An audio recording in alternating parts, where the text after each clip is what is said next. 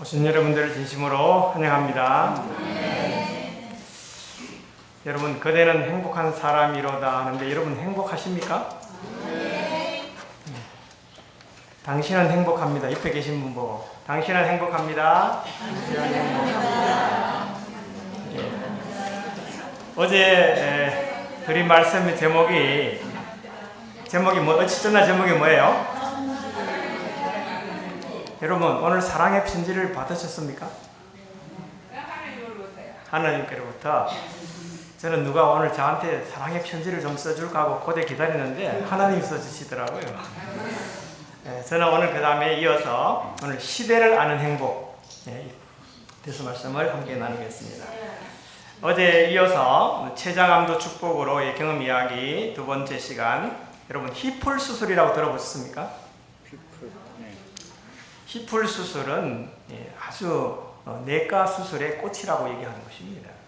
굉장히 복잡하고 사망률이 25%입니다. 수술과 항암과 방사선의 시간들에 대한 것들을 한번 보겠습니다. 우리 영상을 한번 보시면요. 최명순 환자는 약 2cm의 종양이 췌장 머리 부분에서 자라나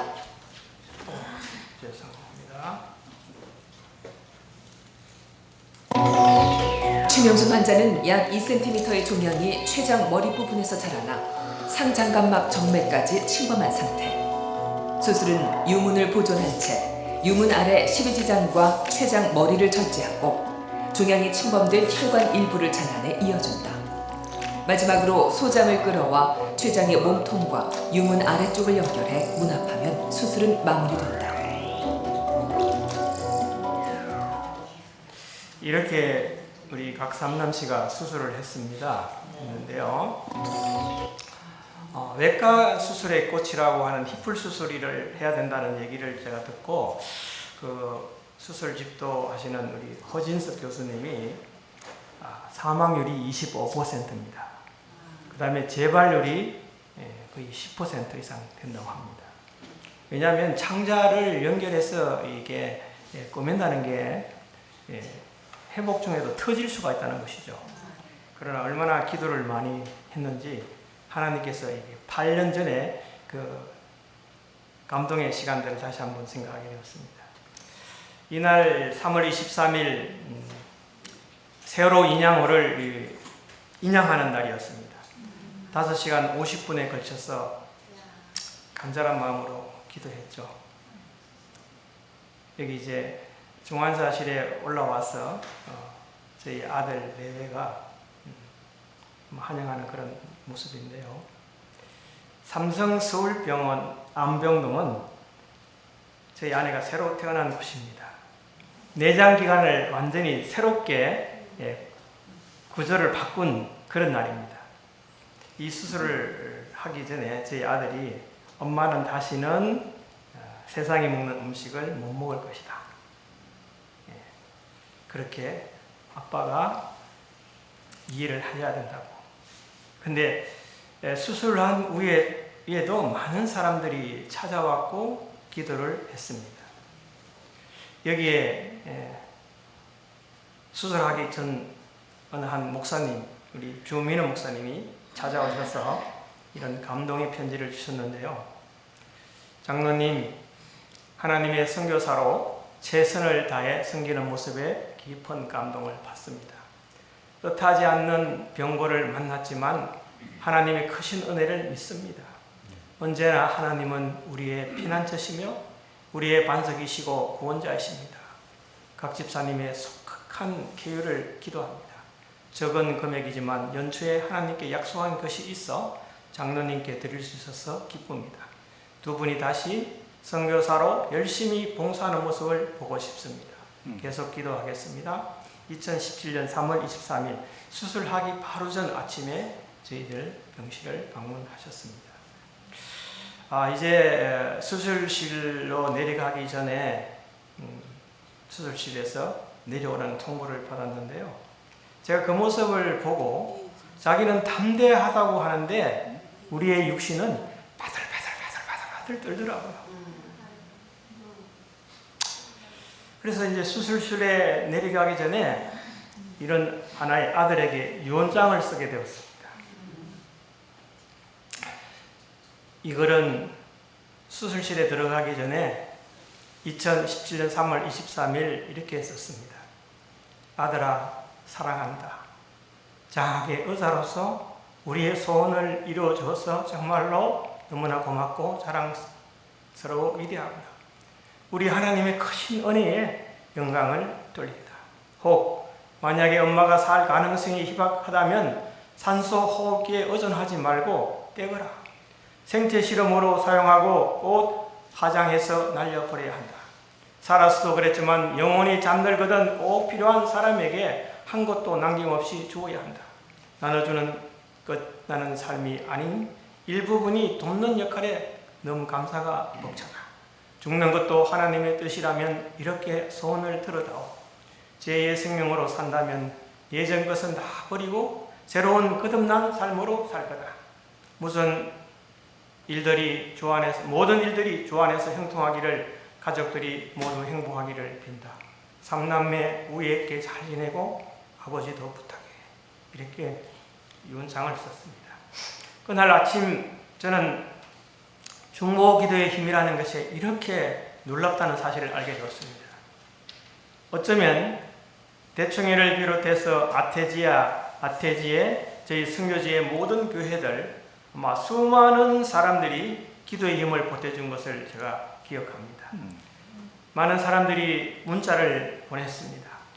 여기 대소교에 있는 박상숙 집사님이 이렇게 문자를 보냈습니다. 그분께서 우리를 인도해 주실 것이라는 믿음을 갖고 기도하면서 우리의 마음을 하나님께 드리자. 우리가 더 이상 무엇을 할 수 있겠는가? 그대가 이해할 수 없는 것을 주님께 맡기라. 그분께서는 그대를 사랑하시며 그대의 모든 연약함을 불쌍히 여기신다. 그분께서는 그리스도 안에서 하늘에 속한 모든 신령한 복으로 우리에게 복 주시었다. 무한하신 분의 마음은 당신의 아들을 사랑하는 이들에게 당신의 아들을 주시는 것보다 못한 축복을 주시는 것을 만족스럽게 여기지 않으신다라고 목사에게 보낸 518쪽의 말씀입니다. 약속의 말씀으로 위로와 힘을 얻으시기 바랍니다.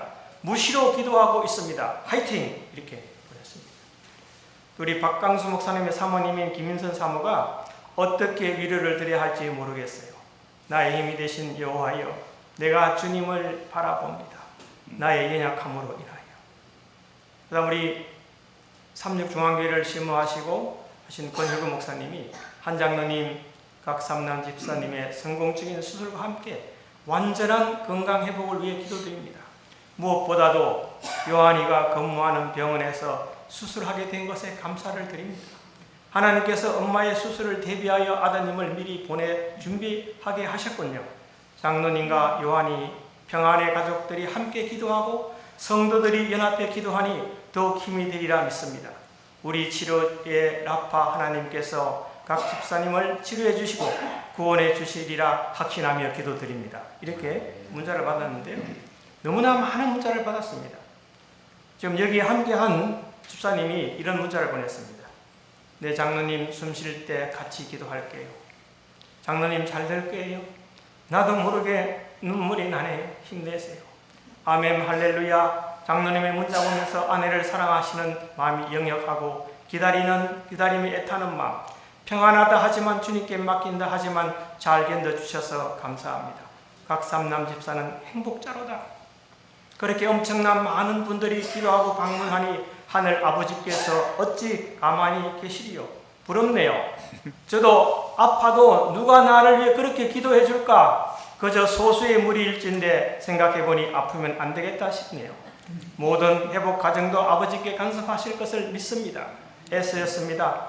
두 분과 자녀들이 이제는 지금까지 인도하신 하나님 은혜를 입에 거품이 웃으시라고 나도록 나누시며 행복한 시간 되시길 바랍니다 하고 박혜정 집사님이 이 문자를 보냈습니다. 이 모습이 이제 수술한 후에 5시간 50분이 됐을 때 올라온 모습이고요. 4시간 30분이 됐을 적에 보호자를 담당 집도의가 콜링을 하더라고요. 수술은 잘 됐습니다. 그런데 이제 보통 의사들이 수술을 하기 쉽게 하기 위해서 위장의 유문을 잘라버린답니다.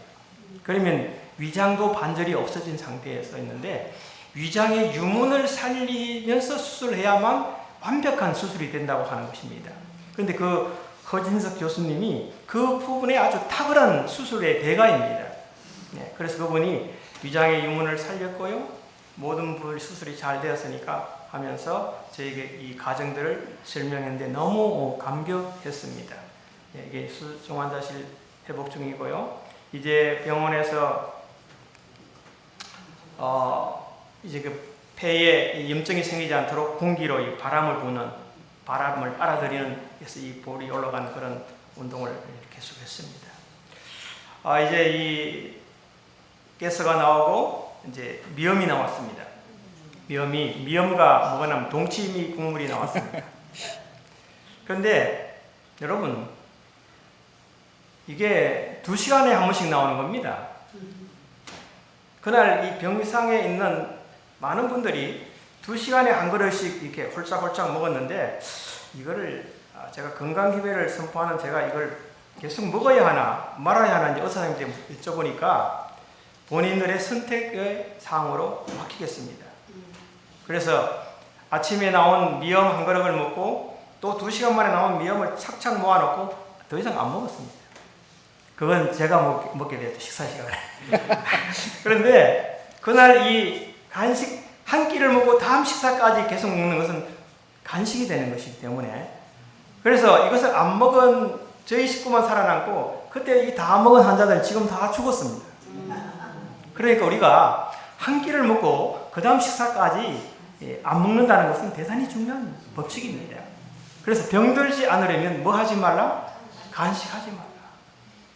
식사와 식사 사이는 단 한 조각의 사과라도 오렌지 한 조각이라도 입술로 통과하지 말게 하라고 말하고 있습니다. 그래서 식사와 식사는 최소한 4시간에서 5시간의 여유를 두고 그 사이에 물을 마시도록 하라고 말하고 있는 것입니다. 이것이 실천입니다. 맞습니까? 네. 그래서 이 수술 자국인데 수술하고 보니까 뭐 주렁주렁 단 게 한 6개를 달고 이렇게 나오더라고요. 이게 완전히 각설이 타령하는 그런 하나의 그런 모습입니다, 사실. 그런데 나오고 난 다음에 바로 그 다음날 걸으라는 거예요. 그 다음날부터 바로 걸어야지 회복이 되지, 걷지 않으면 안 된다는 거예요. 그래서 한 번은 바로 나왔는데요. 푹 쓰러지는 거예요. 그래서 또 도전을 해서 걷기를 시작해가지고 회복이 이제 빠르게 되었죠. 병상에 많은 사람들이 찾아오고 정말 많은 사람들이 기도해주고 많은 사람들이 사랑을 보태주었기 때문에 오늘이 있는 것입니다.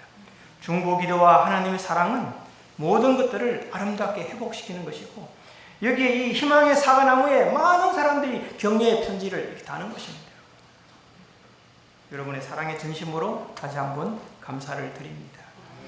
그 이후에 이제 항암을 하려고 이리저리 어떻게 하면 항암하지 않고 버틸 수 있을까?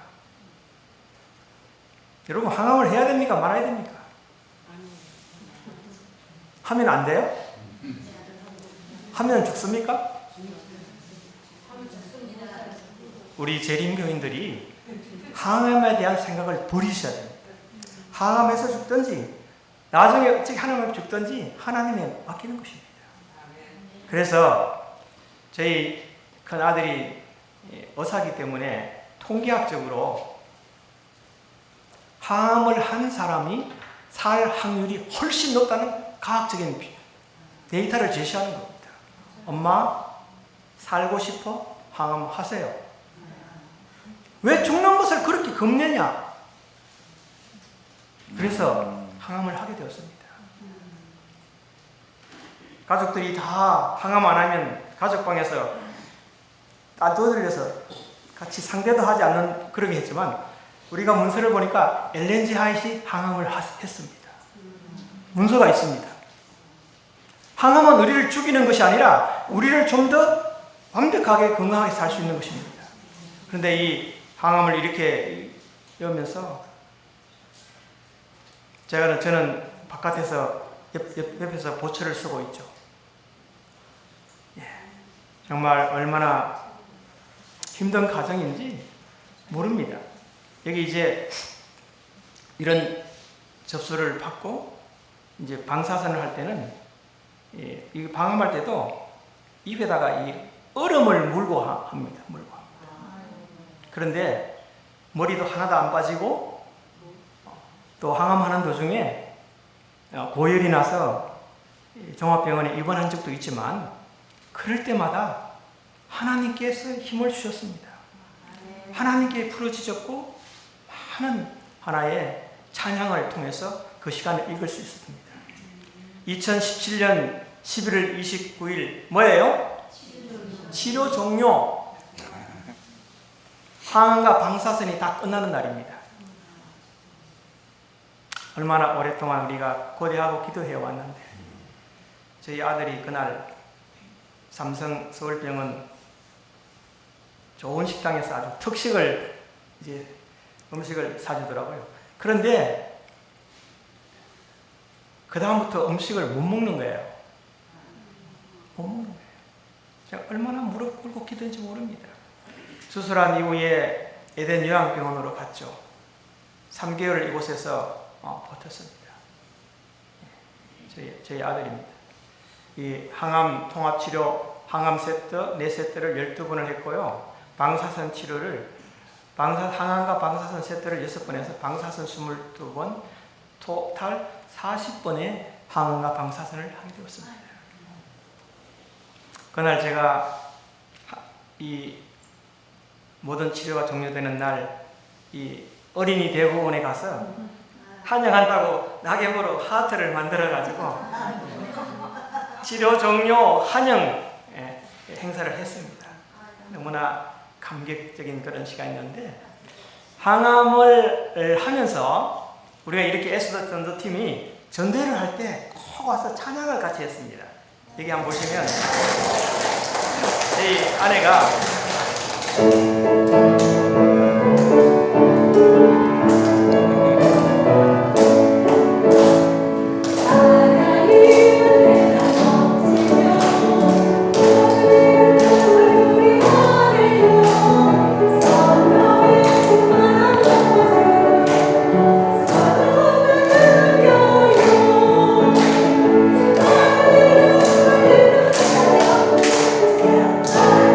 항암을 하고 온 날입니다.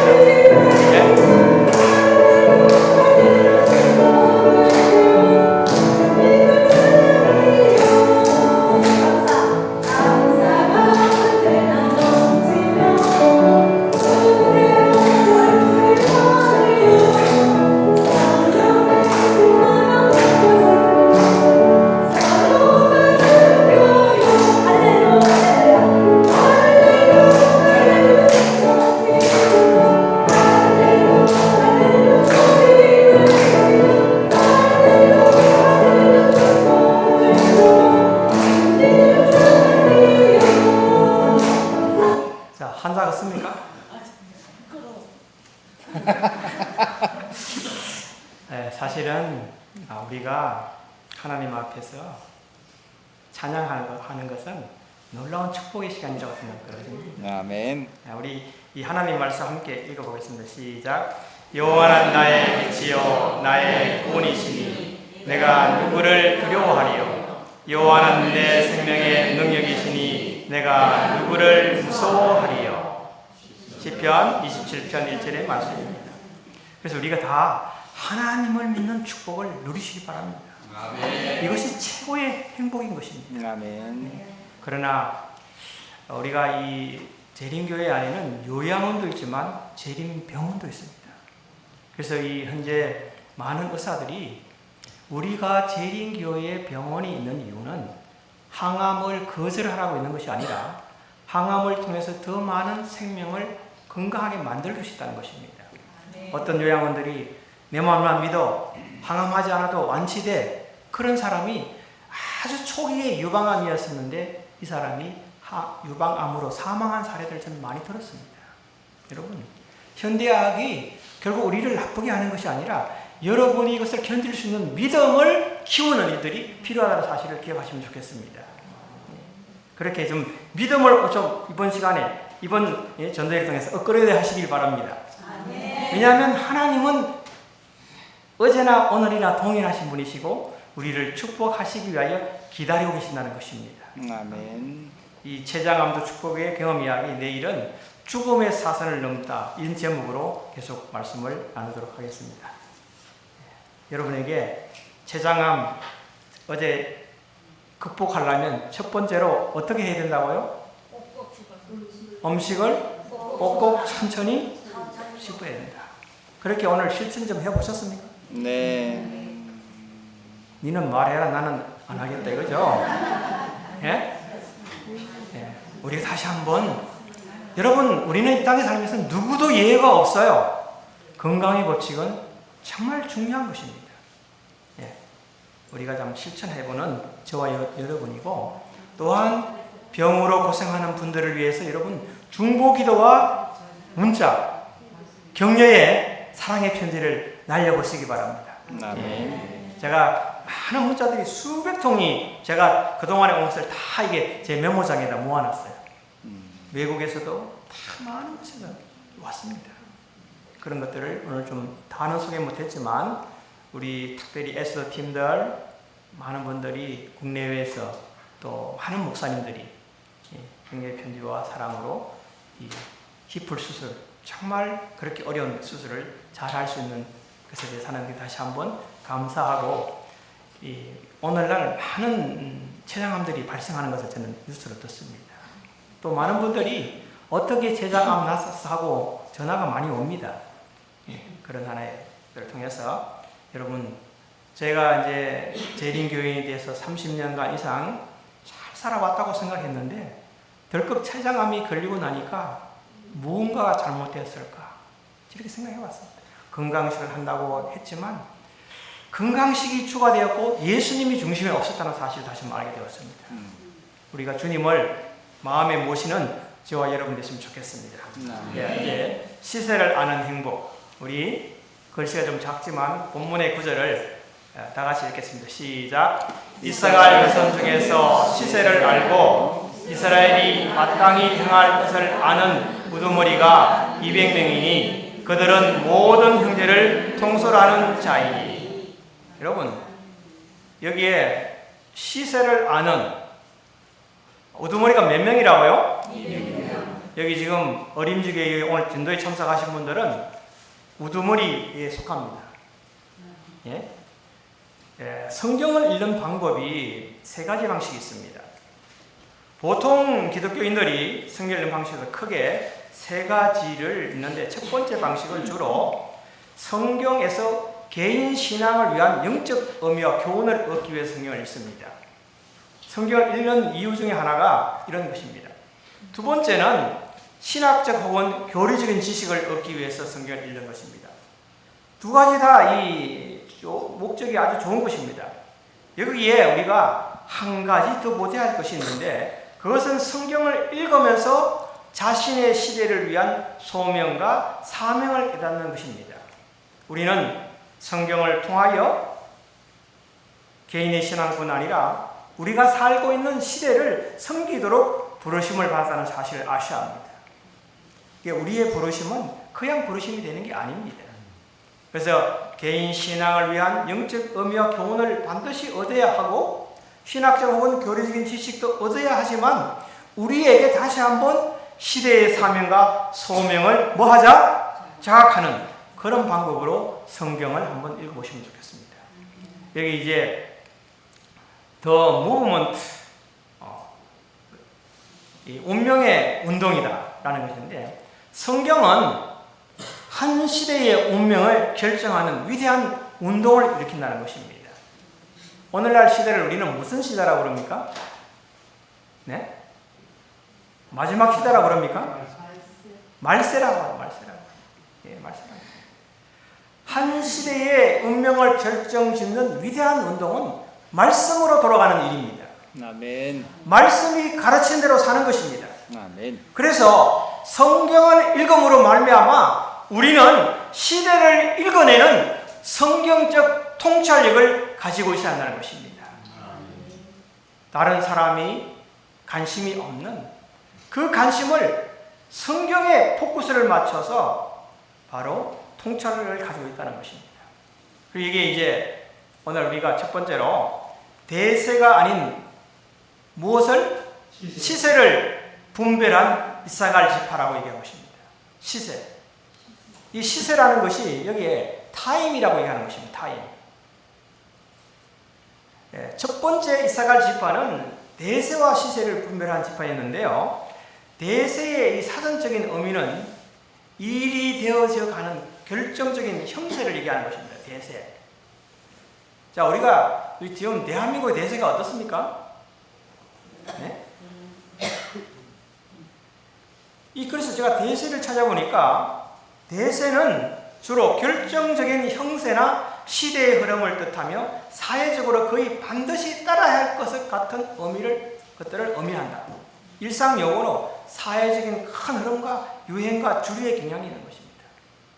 대한민국이 지금 이 여러 나라가 볼 때 대한민국은 성장장구를 하고 있습니까?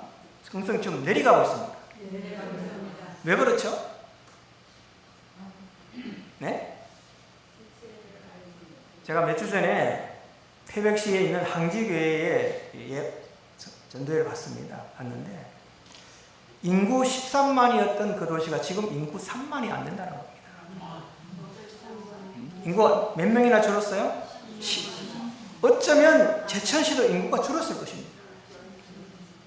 그럼 우리나라에 2024년에 출생률이 얼마입니까? 몇 명이 태어났습니까? 몇 명이 태어났을까요? 통계적으로. 통계가 밝히는 인구 출생률. 자, 한번 맞춰보세요. 0.7%인가? 23만 명이 태어났다는 것입니다. 어린이가 23만 명이 안 태어났어요. 그러니까 우리 이 세대는 점점점 어떻게 가는 겁니까? 우리 세대의 신앙을 이어받을 사람이 없어요. 그래서 교회는 어린 영혼들뿐 아니라 상공사대가 이 교회를 짊어질 수 있는 막중한 허리 역할을 할 수 있도록 교회가 프로그램을 짜야 합니다. 거기에 지독한 관심을, 지극한 관심을 가져야 하는 것입니다. 그렇게 생각하지 않습니까? 이제는 나이가 든 세대들은 이제 더 힘이 없어요. 저도 70세예요. 예?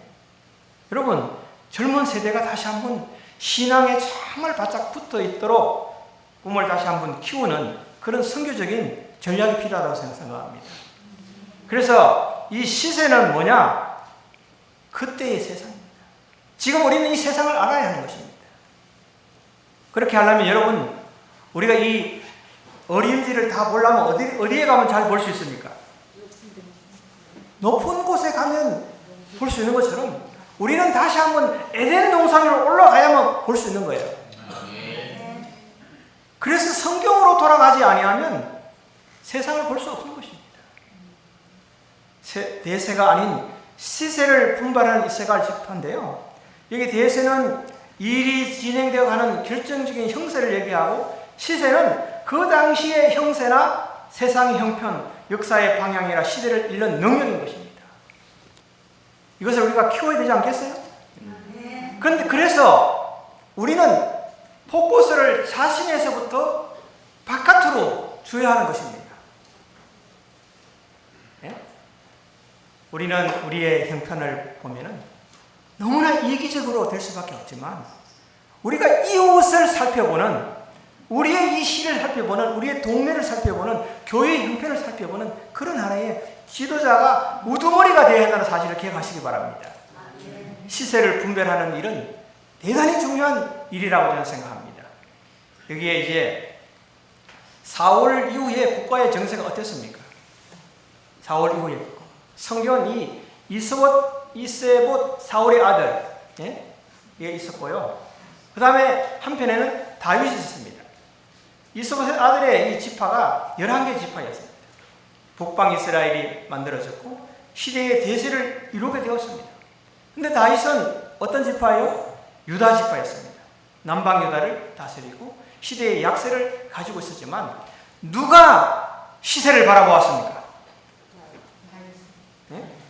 우리는 성경의 역사를 통해서 잘 볼 수가 있는 것입니다. 네? 이 사울은 어떻게 혈안이 되었어요? 다윗을 죽이려고 어떻게 되어 있어요? 혈안이 되었습니다. 그러나 다윗은 기름 부은 종을 다치지 않게 하기 위해서 굴에 들어온 사울의 옷자락을 잘란 것을 뭐 하고 있었어요? 후회하는 것입니다. 그렇다면 우리가 교회에 마땅히 어른들을 잘 어떻게 해야 돼요? 공경하는 사랑의 발로가 바로 이곳에 있어야 하는 것입니다. 예? 그래서 이 이사갈 지파를 선택한 이유가 대세 이스보셋의 안전과 보장을 할 수 없었다는 것입니다. 그렇죠? 다윗은 험난한 길, 목숨이 위험한 길을 하면서 언제나 하나님과 뭐 했어요? 동행했습니다. 하나님께서 동행함으로 말미암아 가는 곳마다 이길 힘을 주셨습니다. 그 눈은 바로 시세를 잃는 뭐가 있었어요? 눈이 있었습니다. 역사에 간섭하시고 주관하시는 하나님이 있다는 사실을 알게 됐다는 것입니다. 여러분 믿습니까? 우리가 신앙하는 것은 그저 그냥 교회 나오고 뭐 이렇게 하는 게 아니라 이 시대를 향한 사명꾼입니다. 맞습니까? 잘 먹고 잘 살기 위한 것이 아니에요. 시대에 위한 사명꾼을 가지게 되면 여러분 나머지는 덕으로 주시는 것입니다. 다윗이 열심히 살다가 전쟁에 다른 팀을 도와러 나갔을 때 자기의 가족들, 자녀와 자기 부인 모두를 다 포로로 잡혀간 이런 적이 있잖아요. 그럴 때 같이 간 동료들이 돌을 들어서 다윗을 쳐 죽이려고 그랬어요. 그때 다윗이 어떻게 했습니까? 네? 그렇게 궁금한 상태에서 다윗은 우리 기도하자. 하나님께 기도를 먼저 했다는 사실을 기억해야 됩니다. 우리는 어떤 일을 당할 때, 어떤 문제가 일어날 때 그 사람을 비평과 경멸을 하는 조소의 대상을 먼저 떠오를 것이 아니라 하나님 앞에 우리 자신을 내놓고 우리가 이 일을 놓고 뭐 하자? 기도하자라고 기도의 운동이 일어나야 될 것입니다. 사울이 기름 물병을 가져다가 그의 형제 중에서 그에게 부었더니 이날 이후로 다윗이 여호와의 영에 크게 감동되었더라. 우리가 정말 우리에게 지금 필요한 것은 하나님의 영입니다. 성령이 필요한 것입니다. 아멘? 예. 보라, 그에게는 열방은 통에 한 방울 물 같고 저울에 적은 티끌 같으며 섬들은 떠오르는 먼지 같다. 그 앞에는 모든 열방이 아무것도 아니라 그는 그들을 없는 것 같이 빈 것 같이 여기느니라. 우리가 지금 하나님의 말씀을 안다면 세상에 일어나는 어떤 사건들이 여러분의 이슈가 아니라 이것은 여기에 열방에 아무것도 아니라 그는 그들을 없는 것 같이 빈 것 같이 여리는 한 방울의 물방울에 지나지 않는 것들을 무시해버려요. 하나님이 여러분의 마음을 차지하고 있다는 그렇습니다. 이것이 바로 시세를 아는 행복인 것입니다. 역사 속에 대세가 있습니다. 시세를 바라보는 영적인 통찰력이 있어야 하는 것입니다. 통찰력 중요합니까? 네? 네. 이집트는 하나님의 말씀에 의존했습니다. 아수르도 하나님의 말씀에 의존했습니다. 바벨론도 하나님의 말씀에 의존했습니다. 중세 가톨릭도 하나님의 말씀에 의존했습니다. 미국 바이든도 하나님의 말씀에 의존했습니다. 코로나가 있을 때도 우리는 누구를 의지하자는 것입니까? 하나님의 말씀을 의지하자는 것입니다. 그래서 이렇게 얘기합니다. 비포 코로나와 애프터 코로나. 이전 세상의 역사가 BC와 AD로 나눠졌다면 그 근래에는 BC, 비포 코로나와 AC, 애프터 코로나로 나눠진다고 하는 것입니다. 예. 지금 우리는 코로나 이후 시대에 애프터 코로나 시대에 살고 있습니다. 우리가 코로나 시대 여러분 우리가 어떻게 되었어요? 세상이? 세상이 바뀌었습니다. 굉장한 일들이 일어났습니다. 역사가 좀 마치려고 할 때 이제 이 세상은 델타 바이러스가 이제 오미크론 바이러스로 바뀌어지고 있는 시대에 우리가 살아가고 있는 것입니다. 그러니까 우리는 좀 더 건강기별에 철저한 실천자가 되어야 하는 것입니다. 더 많이 하나님께 가까이 가는 시대를 바라보는 통찰력을 가지는 저와 여러분이 되어야 하는 것입니다. 이 코로나 시대의 유노멀이라고 있는데요. 이게 지금 5대 트렌드가 있는데 탈세계화. 탈세계화 무슨 뜻이에요? 세상을 보십니다. 효율성보다 회복의 탄력성을 얘기를 하고 디지털 전환을 촉진시키고 있고 소비 형태가 변화가 있고 높아진 신뢰가 중요성을 가지고 있는 것입니다. 그래서 5대 트렌드에서 이제 비대면 시대의 일상화된 것입니다. 디지털 커먼스가 일어나고 이 엔터먼트 스트리밍 시대가 벌어지고 온라인 게임이 활성화되고 온라인 사업이 확장되고 비대면 사업과 활동이 상승하는 시대에 오늘 우리가 살아가고 있다는 것입니다. 시대는 완전히 변하고 있습니다. 우리가 코로나 시대에 많이 이 국가가 자금들을 줬잖아요. 그런데 그것이 제천시에 있는 사람은 다른 시에서 자금을 쓸 수 있습니까? 없습니까? 어디 있으면 써야 돼요? 그런 것처럼 앞으로 우리에게 일혈협령이 내린다면 어쩌면 우리가 쓸 수 있는 이 자금의 영역이 제한적이 될 수밖에 없다는 것입니다. 현금을 주던가요? 여러분 뭘 주던가요? 돈으로 주는 게 아니고 전부 다 카드로 주잖아요. 카드로. 시대는 바뀌어가고 있다는 것을 기억하셔야 됩니다. 그리고 교회가 예배 드리게 해요? 못 드리게 해요? 예배도 잘 못 드리게 하잖아요. 그래서 우리가 개인적으로 하나님 앞에 탈바꿈이 되는 그런 하나의 삶을 살면 좋겠습니다. 아멘. 이 다윗에게 운명을 건 이사갈 지파, 여기 싸움을 예비한 군대 장관들이 헤브론에 이르러 다윗에게로 나와서 여호와의 말씀대로 사울의 나라를 저에게 돌리고자 하였으니 그 수요가 이러하였더라. 이사갈 자손 중에서 시세를 알고 이스라엘이 마땅히 행할 것을 아는 두목이 200명이니 저희는 그 모든 형제를 가른하는 자며. 우리가 시세를 아는 것 정말 중요한 것입니다. 시세를 아는 것은 어쩌면 쉽게 얘기하면 우리의 뭘 아는 겁니까? 우리의 분수를 아는 것입니다. 여러분, 형제가 멸망하고 있는데 여러분 가만히 있으면 됩니까? 안 됩니까? 지금은 복음의 기치를 들고 나가야 됩니다. 재림교회 안에 요즘 바이블 가이드가 많이 활성화되고 있잖아요. 바이블 가이드를 하는 우리 한민호 목사님 부모님 집에 제가 지난주에 한 주간을 있었습니다. 거기에 할머니 98세 되는 노모가 계시더라고요. 그 어머님이 고정열인데 그 어머님이 저보고 제가 민호를 키웠습니다 이러더라고요. 제가 민호를 키웠습니다. 민호가 누구예요? 한민호 손자를 키웠다는 겁니다. 그래서 그 말씀을 듣고 지금 큰 일을 하는 걸 보고 너무 감동적인데 저는 그 할머니보다 그 부모님이 존경스럽더라고요. 부모님은 지금 복음을 위해서 개신교회를 일요일마다 참석을 하고 그 목사님들에게 복음을 전하는 일들을 하고 있습니다. 그리고 유튜브에 개신교회 목사들이 예언 세미나 하는 걸 듣고 거기 찾아서 전화를 합니다.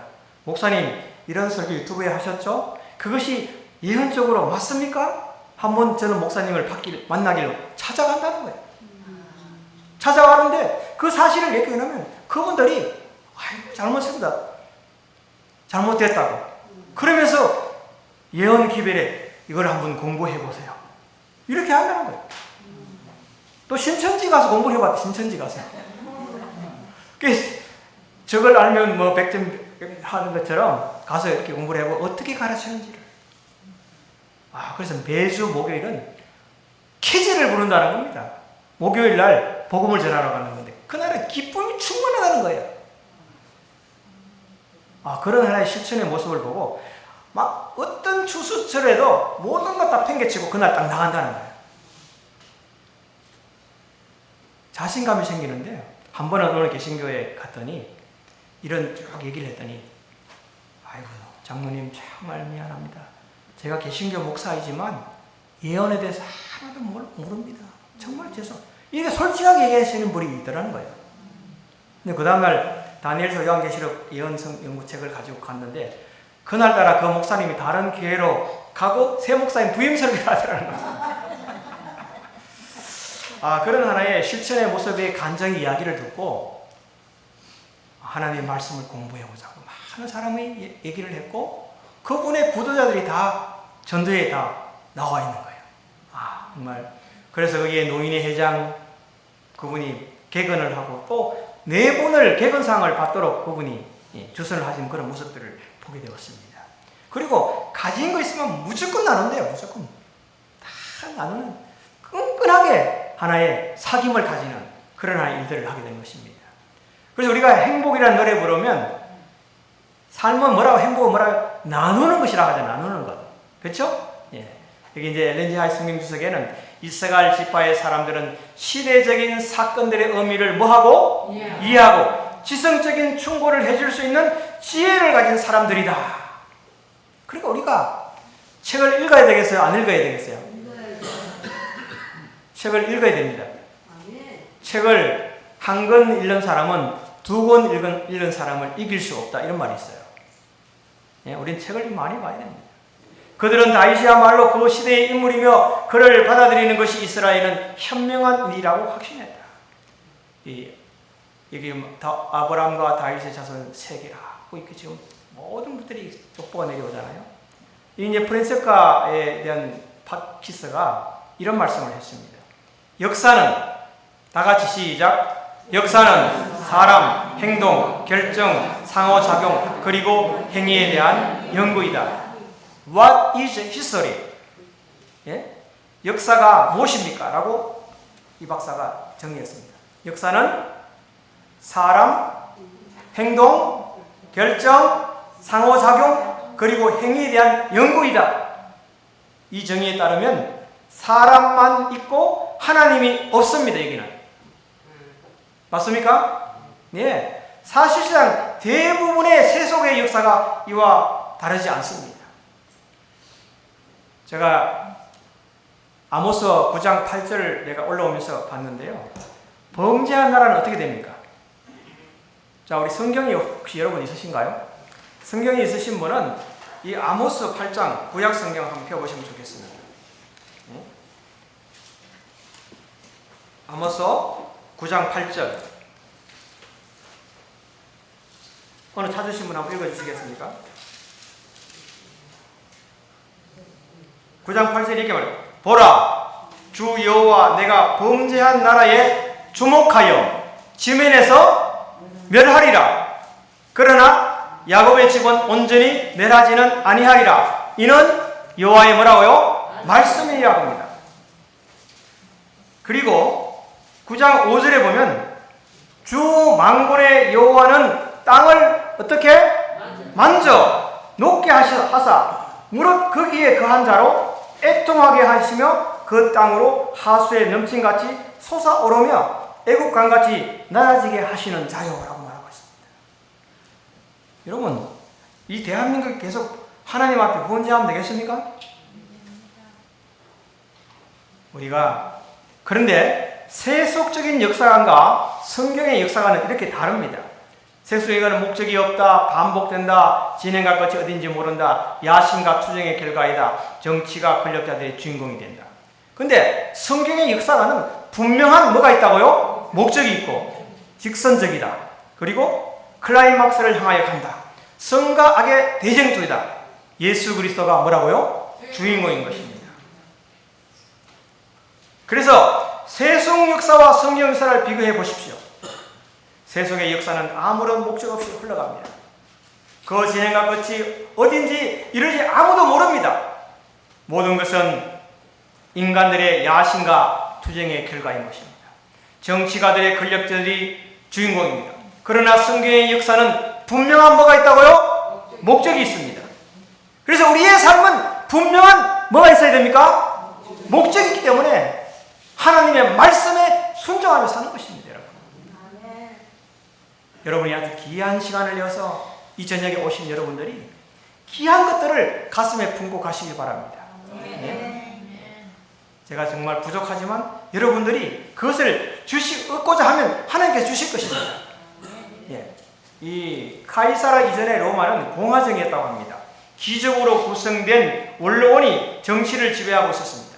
그래서 1차 3도 정치가 이루어졌죠.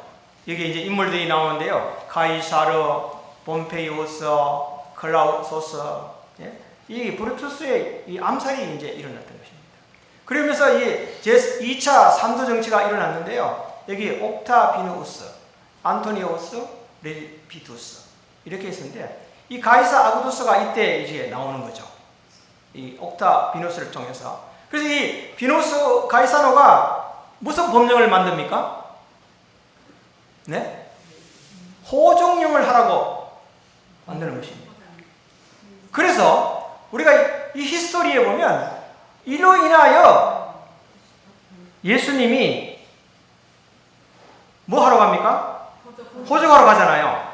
그래서 바로 히스토리가 뭐냐면 히스토리는 이래요. 예수님의 이야기다. 이게 이야기다. 스토리. 그의 스토리.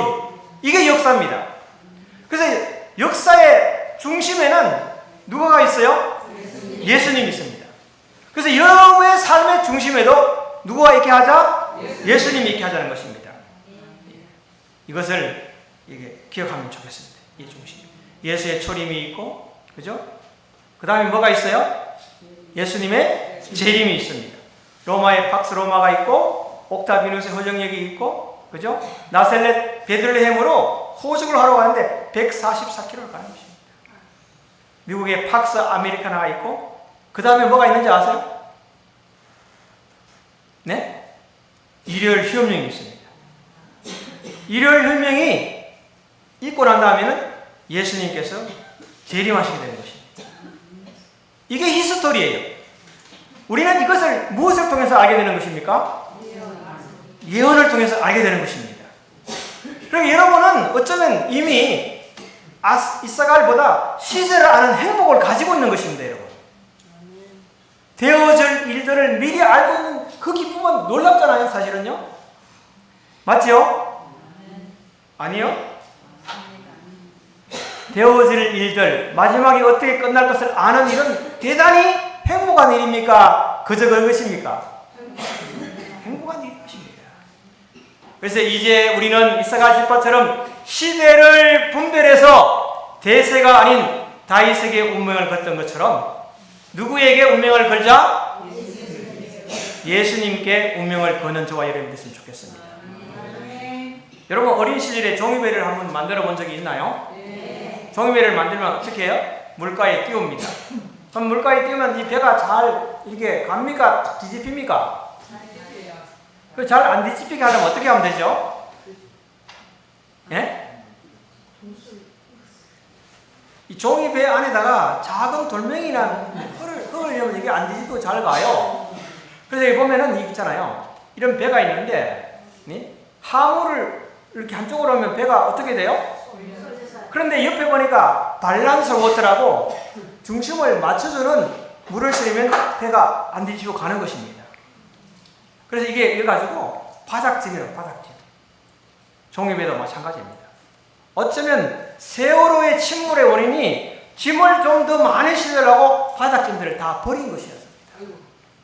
그래서 침몰된 거예요. 여러분이 너무 바쁘다고, 너무 인생이 바쁘다고 하나님의 말씀을 버린다면 여러분의 항해의 배는 침몰하게 될 것입니다.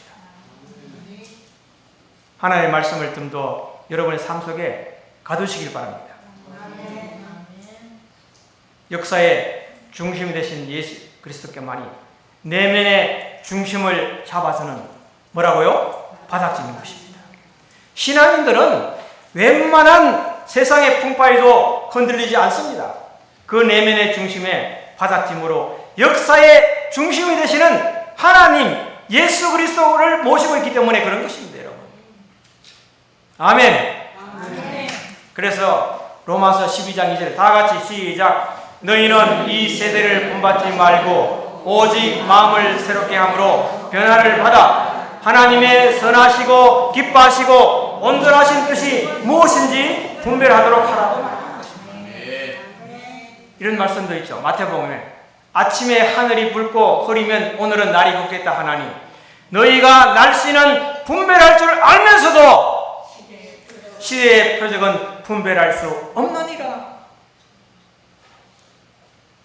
너는 이것을 알라. 말세에 고통하는 때가 이르러 사람들이 자기를 사랑하며 돈을 사랑하며 자랑하며 고면하며 비방하며 부모를 거역하며 감사하지 아니하며 거룩하지 아니하며 무정하며 온탕을 풀지 아니하며 모함하며 절제하지 못하며 사나우며 선한 것을 좋아하지 아니하며 배신하며 조급하며 자만하며 쾌락 사랑하기를 하나님 사랑보다 더하며 경건의 모양은 있으나 경건의 능력을 부인하니 이 같은 자들에게서 내가 어떻게 하라? 돌아서시겠습니까? 저는 한 이야기를 하고 오늘 말씀을 드리려고 합니다. 바다에 빠졌을 때 거북이 등을 타십시오. 세상에 이런 일이 있었을까요? 1969년 남미 니카라과 헌해를 항해하던 리베리아 화물선이 있었습니다. 갑판에서 일하던 한국인 선원 한 명이 본인의 부주의로 바다에 떨어졌습니다. 배는 그 사실을 알지 못한 채 멀리 떠나버렸습니다. 이 불행한 선원은 바다 위를 헤매다가 커다란 거북이를 한 마리를 발견하여 그 거북이 등에 올라타게 되었습니다. 무려 15시간 거북이는 바닷속으로 들어가지 않고 이 사람을 태우고 있었습니다. 마침내 근처를 항해하던 한 화물선의 망대를 지키던 당번이 이것을 발견하여 기적적으로 그 한국인을 구출하였다고 하는 것입니다. 이 이야기는 실제로 일어났던 일입니다. 사람의 인생은 항해에 비유할 수 있습니다. 망망대해를 항해하는 배가 때로는 파도를 만나고 때로는 순풍을 만나듯이 인생을 살아가는 데는 여러 가지 어려움과 고난의 시간도 있고 평안하고 순조로운 때도 있습니다. 삶에서 만나는 희귀한 인연이 있는 것입니다, 여러분. 어떤 때에는 삶이라는 항해에서 어둡고 캄캄한 바다에 빠져 아무도 도와줄 수 없는 절망적인 상태가 찾아올 때가 있습니다. 어떤 경우에는 마치 바다에 빠진 사람처럼 인생을 포기하려고 결심할 때도 있습니다. 바다에 빠진 사람이 거북이를 만나서 살아나는 경우로는 매우 어떠한 인연입니까? 희귀한 인연인 것입니다. 인생의 항로에서 절망에 빠진 사람에게 항상 거북이가 나타날 수 있다는 사실을 기억하시기 바랍니다. 무엇이 희귀한 것인가? 우리는 지구에 80억이 넘는 인구가 살고 있습니다. 저 같은 사람이 몇 사람이라고요? 한 사람이잖아요, 그죠? 여러분은 몇 사람이에요? 80억대 1로 만난 것은 희귀한 인연입니까? 보통입니까? 어쩌면 저를 처음 만나는 분들은 오늘 희귀한 인연으로 이곳에서 만났습니다. 거기에 거북이 등을 좀 타십시다. 누구를 타자고요? 거북이 등을 타는데 하나님께서 친히 행운의 거북이가 되어주실 것을 약속하셨다는 말입니다, 여러분. 자, 위에 말씀 한낱날에 시작. 한낱날에 나를 부르라. 내가 너를 건지리니 내가 나를 영화롭게 하리로다. 이번 기회에 하나님의 자녀로 태어나는 기쁨이야말로 한낱날에 나를 부르라 거북이 등에 타고 구원을 받는 일들이 일어날 것입니다, 여러분. 그가 사모하는 영혼에게 만족을 주시며 줄인 영혼에게 좋은 것으로 채워주실 것입니다, 여러분. 이게 누구의 말씀이에요? 경명되어 있는 문서에 확실한 보장이 되는 인생 사용 설명서에 있는 하나님의 말씀인 것입니다. 우리에게는 언제나 희망이 있습니다. 하나님은 우리의 모든 형편을 너무나 잘 알고 있습니다. 우리의 문제가 아무리 크고 복잡한 것일지라도 이미 해결책이 준비되어 있습니다. 하나님은 전지전능하시기 때문에 그분의 능력이 미치지 못하는 곳은 없습니다. 그분께 간절한 마음의 소원을 아릴 때 도움의 손길이 이르러 올 것입니다. 하나님은 우리의 연약함을 아십니다. 그분은 우리의 체질을 아시며 우리가 진토임을 기억하고 계십니다. 우리의 구하는 것, 온갖 구하는 것이나 생각하는 것에 더 어떻게 넘치도록 베풀어 주시는 분을 의지하시기 바랍니다. 자기 아들을 아끼지 아니하시고 우리 모든 사람을 위하여 내어주신 이가 어찌 그 아들과 함께 모든 것을 우리에게 은사로 주지 아니하시겠습니까? 다 같이 시작. 하나님은 언제나 우리를 돕기 위해 기다리고 계십니다. 사막이 막혀도 하나님은 언제나 열려 있습니다. 나의 도움이 어디서 올고 나의 도움이 천지를 지으신 여호와에게로다. 이 말씀을 우리가 믿고 하나님을 여러분의 시대에 정말 행복으로 받아들이는 저와 여러분이 되기를 바라면서 말씀을 마치겠습니다. 제가 기도하고 마치겠습니다. 사랑의 하나님 우리 아버지, 시세를 아는 백성으로 저희들을 부르셔서 감사합니다. 아버지, 오늘도 주님은 한 분 한 분의 가슴을 열고 주의 음성으로 호소하고 있습니다. 하늘은 언제나 열려있다. 너의 도움을 위하여 나는 항상 기다리고 있다. 그 음성을 기억하면서 예수님께 우리의 생애를, 전 존재를 맡기는 우리 모두가 되도록 축복하시고 계속되는 연일 말씀의 해지비에 건강과 복음의 기회를 나누는 이 일에 우리가 구원하고자 하는 이웃들을 초청하고 우리의 지인들을 다시 한번 이곳에 초대해서 함께 하늘에 갈 수 있는 놀라운 축복을 우리 하나님께서 베풀어 주시옵기를 우리를 사랑하시는 예수님의 이름으로 기도하옵나이다. 아멘. 감사합니다.